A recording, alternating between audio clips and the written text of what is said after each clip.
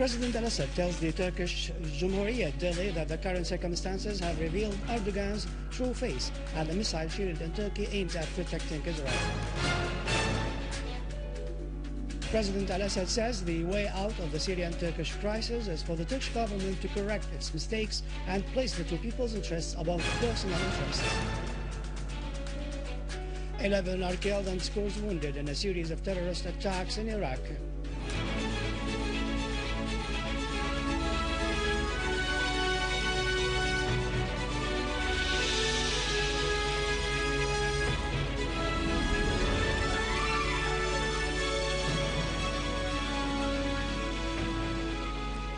Good afternoon, ladies and gentlemen. Welcome to our news for today.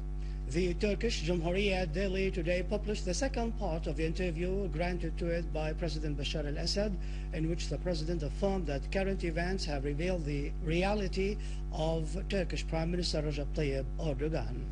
In the second part of the interview held with President Bashar al-Assad by the Turkish Cumhurieyt daily, the president affirmed that Erdogan's government has gone beyond the fraternal relations with Syria into a relationship of direct interference and involvement later in the deadly events through ensuring logistic support for the terrorists and adopting dangerous policies for the Turkish and Syrian peoples, a matter that is rejected by Syria as an independent state that respects itself and its sovereignty. On the change in the relations with Turkey, President al-Assad said, "First, we must determine which side has changed.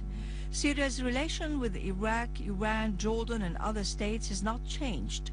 On the other hand, a change is observed in Turkey's relations with most of those countries in the region, not only with Syria. On the current Turkish government's attempts to interfere in Syria's internal affairs, the president said Erdogan has nothing to do with Syria's internal affairs and consequently he is not entitled to any promises to do anything." The president added that Erdogan sometimes advised reform and the Syrian government has fulfilled all its promises regarding the package of reforms. The president said if we ask Erdogan now, he would perhaps talk about reform. But I ask him now if he were honest in his call for reform, why didn't he bring up the matter years ago? President al-Assad stressed the need for Erdogan to concern himself with his own internal affairs, not with the affairs of others, so that what remains of the zero-problem policy would be applicable. The president said Erdogan had a bigger agenda than the subject of Syria. He wanted the terrorists to act freely in Syria. Years before the crisis, the president added, Erdogan was always keen on the Syrian Muslim Brotherhood more than he was on the Syrian-Turkish relationship. For him, they are undoubtedly his main obsession. He is keen on defending and helping them. The president affirmed that Syria naturally would not allow such a thing, neither for Erdogan nor for anyone else in the world. Erdogan, the president went on, has lost credibility. If he wants to rebuild the bridges of relationship, he has to restore credibility on the Arab arena in general, not only with Syria. In reply to a question on the way out of the Syrian-Turkish crisis following Erdogan's recent threats, President al-Assad said, "The way out is for the Turkish government to go back on its mistakes in dealing with the Syrian situation, refrain from exploiting every event in order to create big problems, and place the Syrian and Turkish people's interests above the narrow personal interests of its officials." The president said that the change of circumstances brought the reality of Erdogan to the surface. The evidence is that Erdogan's staunch defense of the Palestinians in 2008 when Israel attacked Gaza, while no such attitude was heard of 2.5 years before when Israel attacked Lebanon. "There is resistance here and resistance there," the president affirmed. "Israel kills here and kills there, and in both countries the number of martyrs approached 1,500. The president said such stance revealed Erdogan's sectarian background. The president wondered why Erdogan did nothing but yelling after the Marmara Flotilla incident. Why does he challenge Israel and then agrees on installing the missile shield in Turkey? Is placing the missile shield in Turkey for protecting Turkey from an attack by a hostile country? Has the USA placed such bases to protect itself from this region? Which country can threaten the USA from our region? No one. So the answer is that placing the shield is to protect Israel. An informed Russian source has said that the Turkish plane, which was shot down in Syrian territorial waters, recently had provoked the Syrian air defenses through violating Syrian airspace twice. Russian Interfax news agency quoted the source as saying in a special statement today that the Turkish Phantom 4 plane had undoubtedly acted provocatively. Otherwise, how can we explain the fact that the fighter had penetrated Syrian airspace twice, even for a short time? The source pointed out that the pilots of the Turkish fighter had provoked, in every sense of the word, the Syrian air defense's fire, adding that the conduct of the crew had one reason only, namely to test and actually verify the combat readiness of the Syrian air defenses and carry out reconnaissance operation to explore the Syrian air defense forces and system. Leader of the Turkish Labour Party, Dogo Pensek, has accused the Government of Justice and Development Party of training terrorists on the Turkish territories, providing them with light and heavy weapons, and sending them to commit acts of killing and sabotage in Syria, causing hundreds of Syrians to be killed. The Turkish Aydınlık Gazette quoted Pensek as saying that the government of the Justice and Development Party is perpetrating such acts as part of the task assigned to it within the framework of the so-called Greater Middle East Project. Pensek said the government's crimes are documented with evidence and should be punished according to the Turkish law.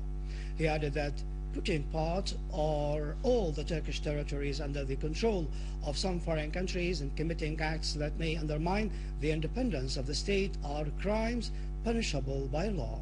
He pointed out that recruiting armed men to launch attacks against a foreign country or taking hostile stances towards any country are considered crimes according to the Turkish law. Head of the UN mission in Syria, Robert Mood, stressed that the Syrian government is fully committed to Annan's six-point plan. I received from the government a very clear commitment on the six-point plan.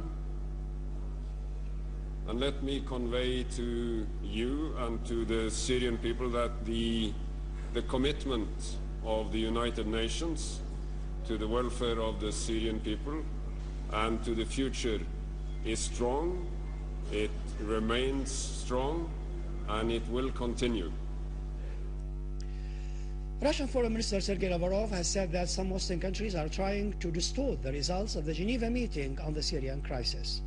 During a press conference with his Vietnamese counterpart in Moscow, Lavrov said that sadly some representatives of the Syrian opposition started to announce that the Geneva resolutions are unacceptable for them, adding that at the same time some participants in the Geneva meeting began distorting the results with their statements. Lavrov described the Geneva meeting as an important step to unite efforts aimed at reaching a peaceful settlement for the crisis in Syria and setting aside attempts to solve the issue through military means. He stressed the need for an immediate start of dialogue between the Syrian government and the opposition groups in implementation of Annan's plan. China renewed its firm stance towards the crisis in Syria. The spokesman for the Chinese Foreign Ministry, Liu Weimin, said that China considers very urgent the necessity of implementing the final document issued in Geneva. He pointed out that he has not been notified about China's participation in the so-called Friends of Syria meeting scheduled to be held in Paris next Friday. The meeting of the so-called opposition groups in Cairo descended into scuffles and fist fights, dealing another blow to foreign plots which seek to destroy Syria. The dreams of Syrian opposition groups of an American war on Syria have been dashed as their meeting in Cairo exposed vast disagreements among them. The meeting in Cairo descended into scuffles and fistfights that dealt another blow to Western leaders seeking a unified front against Syria. All along, infighting has hampered their ability to plot further against their own country, giving them little credibility both inside and outside. The vast differences among them were clearly on display despite the unlimited international support. Even members of the same group disagreed among one another. All their calculations to bring about a foreign intervention in Syria following a Libyan style failed miserably and proved that the fragmented opposition can be used as a tool in the hands of the big powers.